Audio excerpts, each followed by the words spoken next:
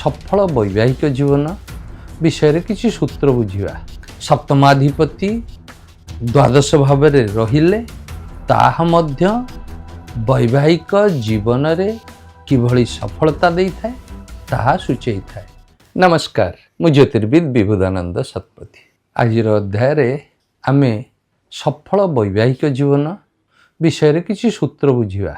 आपणकर जी जीवन साथी सीए किभली हेबे बा सी आपणक वैवाहिक जीवन को सफलतार शिखर को पहुँचेबे ना नाई से विषय रे बुझिबा। बा सी किभली लग्जरियस लाइफ मेंटेन करिवे से कथा आपणक जातक जो सूचना दिए से विषय रे बुझिबा।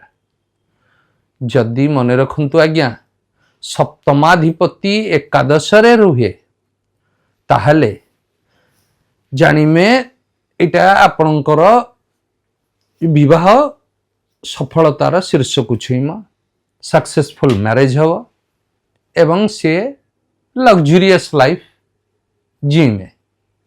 विवाह परे आपण सफलता छुईमे एवं भौतिक सुख समृद्धि आपण को निश्चित भावे छुईम।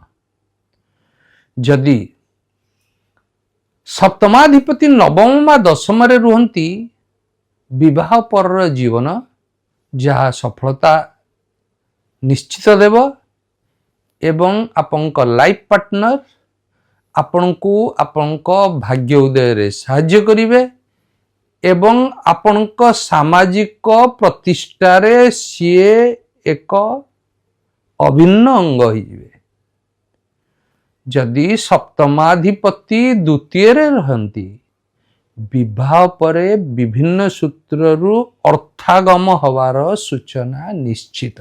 तेणु सप्तमाधिपतिर नवम दशम एकादश एवं द्वितीय रे रहिले निश्चित भावे भौतिक सुख समृद्धि मिलिब।